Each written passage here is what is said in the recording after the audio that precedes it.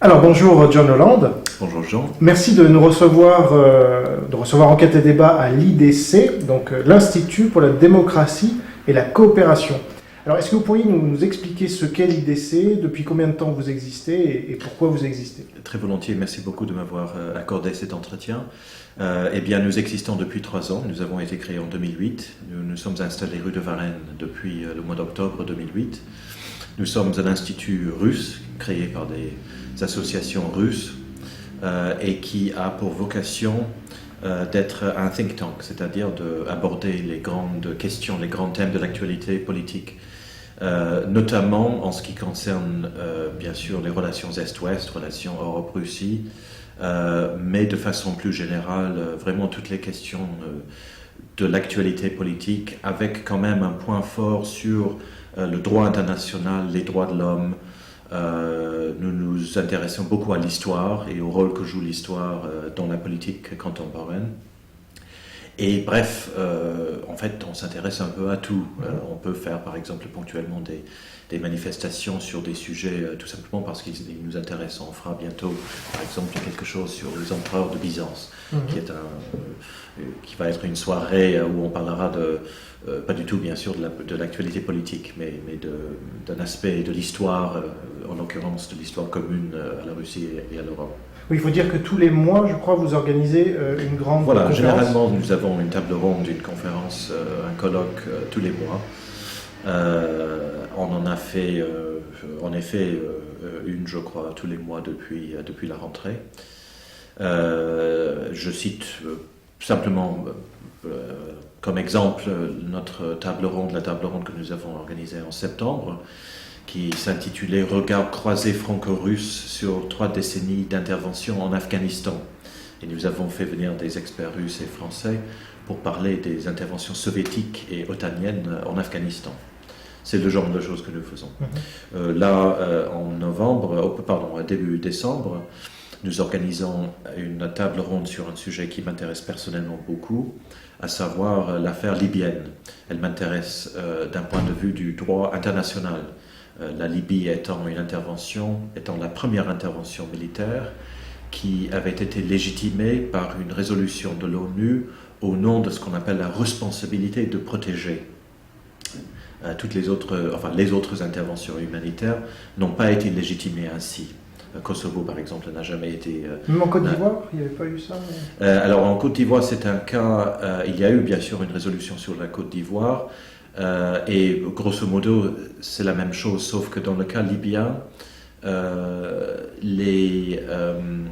dans le cas de la Côte d'Ivoire, le Conseil de sécurité a appelé aux 2 parties de cesser leurs crimes contre l'humanité, leurs crimes de guerre, alors que dans le cas libyen, il y avait un parti pris très clair contre le régime en place et pour les rebelles. Et d'ailleurs, le ministre français des Affaires étrangères a dit le lendemain de l'assassinat de Kadhafi que l'opération avait atteint ses objectifs. Donc c'est un exemple très clair, je crois, de l'emploi de l'humanitarisme à des fins très clairement politiques, en fait. Et alors donc, vous l'avez dit vous-même, vous êtes d'origine russe, pas vous-même, vous êtes d'origine anglaise, l'IDC c'est d'origine russe, donc est-ce qu'on peut vous considérer comme un relais de l'ambassade de Russie Pas du tout techniquement, dans la mesure où nous ne sommes aucunement un institut étatique, nous ne recevons pas une seule centime de l'État russe. Nous sommes au contraire financés par des entreprises et par des associations russes. Mais en même temps, notre présidente, Natalia Nerezhnitskaya, elle est plutôt favorable à M. Poutine et à la Russie unie. Donc elle n'est pas du tout une figure de l'opposition. Elle n'est pas membre de son parti. Elle a été élue à la Douma pour un autre parti, le parti de la patrie, Rodina. Mais c'est un parti qui est plutôt favorable au pouvoir actuellement en place. Mais en même temps, il est important de souligner que nous avons bien sûr, Natalia et moi, nos opinions. Elle a les siennes sur la politique intérieure de la Russie, moi j'ai les miennes sur toutes sortes de questions. Mais ici, à l'Institut, nous sommes finalement plutôt libéraux, c'est-à-dire que, bien évidemment, le choix des colloques, le choix des thèmes n'est pas neutre, puisqu'on fait ce qui nous intéresse, mais en même temps, nous essayons toujours d'être le plus équitable possible. C'est-à-dire que, par exemple, si nous faisons, comme nous l'avons fait en 2009, une manifestation sur la Géorgie, on essaye de faire intervenir les deux côtés, c'est-à-dire les Géorgiens et en l'occurrence les Abkhazes. Donc nous essayons, nous ne sommes pas, je veux dire que comme institut, nous ne sommes pas militants, nous ne sommes pas comme peuvent l'être beaucoup de think tanks d'ailleurs. Beaucoup de think tanks, et je ne conteste pas du tout cette approche, elle est tout à fait légitime, mais elle n'est pas la nôtre. Beaucoup de think tanks sont très, par exemple, vous prenez, je ne sais pas, la fondation Jean Jaurès. Je ne suis pas vraiment leurs activités, mais j'ai cru comprendre que tous leurs intervenants sont membres du Parti socialiste. C'est parfaitement légitime, je ne veux absolument pas les critiquer. C'est leur choix. C'est simplement une autre façon de faire. Et nous essayons plutôt de faire intervenir le pour et le contre. Pas toujours, mais beaucoup. Alors, est-ce que vous pouvez annoncer la prochaine conférence ? Eh bien, la prochaine, c'est sur les empereurs de Byzance. Il se trouve que nous avons un ami qui vient de publier son histoire des empereurs de Byzance en 5 ou 6 tomes. Donc, il viendra, on fera intervenir les byzantinistes français avec lui. Ensuite, il y a, je vous l'ai dit, un colloque sur la Libye, mais non pas sur la Libye, sur l'intervention, sur les conséquences pour le droit international de l'intervention libyenne. Nous ferons venir des juristes qui, en fait, sont tous critiques de cette intervention, mais d'un point de vue juridique, du point de vue du droit international. Et ensuite, quelques jours après, il y aura probablement, mais ce n'est pas encore confirmé, une sorte d'échange entre un ministre, là on est plutôt dans le gouvernemental, on sera plutôt dans le gouvernemental, un vice-ministre de l'Intérieur russe qui va venir et qui nous voudrions le programmer avec son homologue français. Donc pour les détails, il faut se rendre sur votre site. Voilà, notre site c'est idc-europe.org. Tout le monde peut bien sûr aller sur le site, mais le mieux c'est de s'inscrire sur notre liste de diffusion. C'est comme ça que les personnes qui le souhaitent recevront les invitations. Toutes nos réunions sont publiques, donc il ne s'agit pas d'invitations personnelles, mais nous envoyons toujours à peu près une semaine, 10 jours à l'avance, une faire-part pour que les gens sachent que l'événement aura lieu. Alors, donc, je profite de votre rencontre pour vous poser une question qui me taraude un peu, et c'est d'autant plus intéressant d'avoir votre avis que vous êtes anglais. Oui. Et que vous êtes francophile. Bon, alors vous vivez dans ce pays depuis combien de temps ?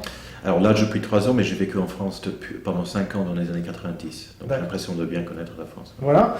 J'ai l'impression que vous la connaissez bien aussi, et c'est pour ça que j'aimerais vous demander votre avis sur la relation de la France avec le communisme. Bon. Déjà, est-ce que vous pouvez en dire un mot ? Est-ce que pour vous, la France est un pays à tendance communisant ? Certains décrivent la France comme étant un pays communiste qui a réussi. Est-ce que c'est votre avis ? En partie. C'est en partie le cas, je crois. Je crois que, contrairement à mon propre pays, au moins contrairement à sa réputation, la France est un pays assez idéologique. Je pense que les Anglais sont plus idéologiques qu'ils ne le croient, qu'ils ne le disent eux-mêmes. Mais les Français aiment beaucoup l'idéologie en politique, n'est-ce pas ? C'est un pays dont le paysage politique est traditionnellement très éclaté, c'est-à-dire que vous avez tous les extrêmes. C'est le seul pays en Europe, n'est-ce pas, où vous avez un Front National qui peut avoir, je crois qu'ils ont eu 14-15%, je ne sais pas combien de millions de voix, ça fait 3 à 4 millions de voix aux élections présidentielles. La France est unique en Europe, il y a bien sûr d'autres pays qui ont des grands partis d'extrême droite, mais tout le monde sait que la France est dans une catégorie à part sur cette question-là. Et bien de même, je pense, pour la gauche. Il y a une droite, plusieurs droites très prononcées en France, autant, mais je les connais moins bien, il y a sans doute aussi des gauches. Je pense que c'est le cas qu'il y a toujours un certain extrémisme de gauche qui continue à persister, comme c'est le cas aussi pour la droite. Je pense que extrémisme, je ne veux pas les disqualifier d'emblée, mais je pense qu'en même temps, le communisme se situe plutôt à l'extrême de l'échiquier politique. une chose me frappe, et je pense frappe tous les étrangers, enfin beaucoup d'étrangers qui habitent en France, c'est que il y a bien sûr une tradition étatique très forte en France. Ça, tout le monde le sait, mais je pense que c'est une réalité. Et peut-être que c'est cela qui favorise un certain penchant pour le communisme. Car si on regarde encore une fois à droite ou à l'extrême droite, vous avez, n'est-ce pas, chez tout ce qui va de Philippe de Villiers à Marine Le Pen, et peut-être aussi, il y a peut-être aussi certains éléments à l'UMP qui sont dans la même catégorie, vous avez une revendication très claire pour un État protecteur, ce qui est complètement anormal par rapport aux autres droites en Europe. Oui, c'est-à-dire que le réflexe étatique est très fort en France, qu'il s'agisse de personnes qui se situent à droite ou à gauche. Voilà. Et alors pour comparer avec la Russie, puisque vous êtes un fin connaisseur de ce pays, vous intervenez souvent pour en parler, est-ce que vous avez l'impression que le communisme revient là-bas ou qu'au contraire il est endigué? Voilà, je crois que très au contraire, la Russie, et je pense que c'est ça, c'est un peu la force de la Russie en ce moment, c'est que contrairement à la majorité des pays européens, ou plutôt à la majorité des dirigeants européens, il me semble que la Russie a été, je dirais, immunisée contre l'idéologie en politique. En 2007, bien avant que l'IDC n'existe, j'ai pu assister à un déjeuner-débat avec Vladimir Poutine quand il était encore président. Et j'ai été très impressionné par une chose qu'il a dit. Il a cité Lénine pendant le déjeuner, mais non pas pour le louer, ouais, mais au contraire pour montrer le désastre que le léninisme a créé en Russie. Il a cité Lénine, puisque Lénine aurait dit qu'il ne s'intéressait aucunement à la Russie, il ne s'intéressait qu'à la révolution mondiale. Et Poutine a cité ça comme contre-exemple pour dire que moi, au contraire, moi je m'intéresse à la Russie, moi je m'intéresse à ce qui se passe dans la vie des gens, que je gouverne. Enfin, il n'a pas employé cette phrase-là, mais il a voulu souligner son propre pragmatisme, son propre refus. Ouais. Non, mais c'était surtout le pragmatisme qu'il voulait souligner. Moi, contrairement à d'autres, contrairement notamment à Lénine, c'est pas l'idéologie qui m'intéresse, c'est le pragmatisme. D'accord. Et j'ai eu l'occasion de dire ceci à plusieurs reprises. Je pense que c'est le cas. Je pense que le pays a été amené jusqu'au bord du gouffre et peut-être au-delà par cette idéologie, l'idéologie communiste. Tout le monde sait qu'elle a détruit le pays. Elle a non seulement détruit l'économie, mais aussi l'État lui-même qui n'existe plus. Eh bien, et je redis, cela met les Russes dans une catégorie autre que celle des dirigeants européens, qui, eux, continuent à croire, peut-être non pas dans le communisme, mais au moins dans l'européisme et dans leur idéologie post-nationale pour l'Europe. Cette idéologie post-nationale qui partage quand même en tout cas avec le léninisme, certaines idées, notamment l'idée de dépasser l'État-nation. Et alors justement, comment vous feriez la distinction entre la politique de Poutine, qui prône un État stratège aussi, un État fort, et ce que prônent des gens comme Marine Le Pen ou des souverainistes, vous en citiez un certain nombre, qui veulent aussi un État fort et ce qui les rapproche aussi d'un État protecteur? Alors, je ne suis pas sûr que Poutine prône un État quel est le terme? Fort, stratège, oui. Non, je crois que l'État en Russie est stratège par la force des choses. C'est une force, mais c'est aussi un handicap pour eux. Je veux dire par là que la Russie, comme tout le monde sait, a un excédent budgétaire grâce à ses exportations d'hydrocarbures. Ce n'est pas le meilleur moyen de moderniser un pays, tout le monde le sait. Il suffit de voir les Émirats pour voir que ça ne conduit pas nécessairement à la modernisation. Et je pense que les dirigeants russes, Medvedev le dit davantage que Poutine, mais je pense que Poutine le croit aussi, savent très bien qu'ils doivent impérativement moderniser leur pays. Et c'est là où la Russie, pendant les années grasses, a fait défaut. Il suffit de quitter Moscou vous retrouvez dans les villages sans rue pavée, par exemple, sans eau. Il y a une source au milieu de certains villages en Russie, non loin de Moscou. C'était tout pour le parti, quoi.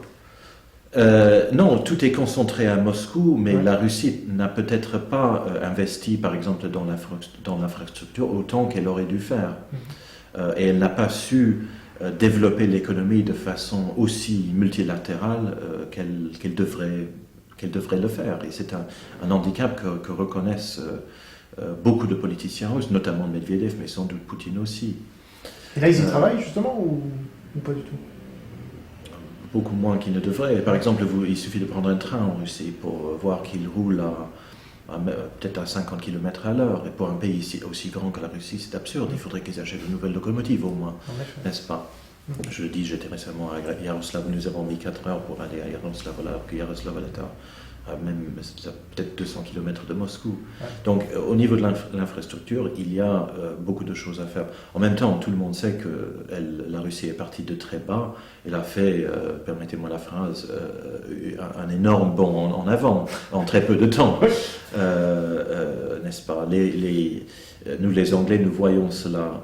Les Polonais dont on a dit pendant longtemps que ce pays avait le taux de croissance le plus élevé en Europe, ou en Europe centrale en tout cas, nous envoient des plombiers et des femmes de ménage.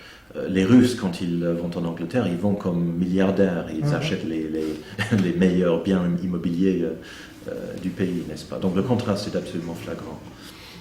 Et en dernière question, certains dans l'intelligence économique s'intéressent aux influences des différentes grandes puissances dans le monde, et la Russie aujourd'hui est une grande puissance dans le monde de façon indéniable.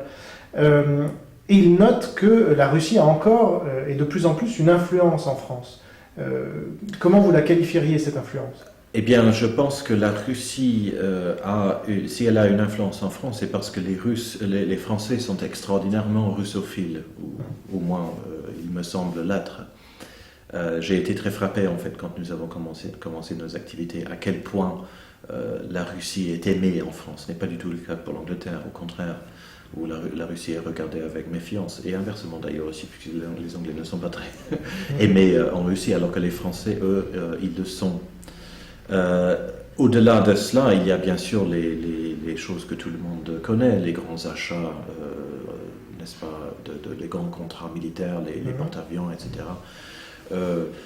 Si son influence va au-delà de ça, je ne sais pas, je ne crois pas. Je pense que la Russie voudrait bien avoir une influence plus grande encore qu'elle ne l'a. C'est-à-dire que malgré tout, la France reste, n'est-ce pas, un membre de l'OTAN, très fermement ancré dans le camp américain, occidental, etc. La Russie souhaite depuis très longtemps, mais elle souhaite toujours que l'Europe soit peut-être pas déconnectée, découplée de l'Amérique, mais qu'il y ait un peu moins la division dont nous avons hérité de la guerre froide. Une vision un peu plus gaulliste. Elle prône, par exemple dans la bouche du président Medvedev, une architecture de sécurité commune pour toute l'Europe, c'est-à-dire avec la Russie dedans. Bon, ce n'est pas le cas actuellement. Mais son influence en termes de soft power, elle est plutôt existante, je pense. Elle est considérable. John Holland, merci. Merci, John.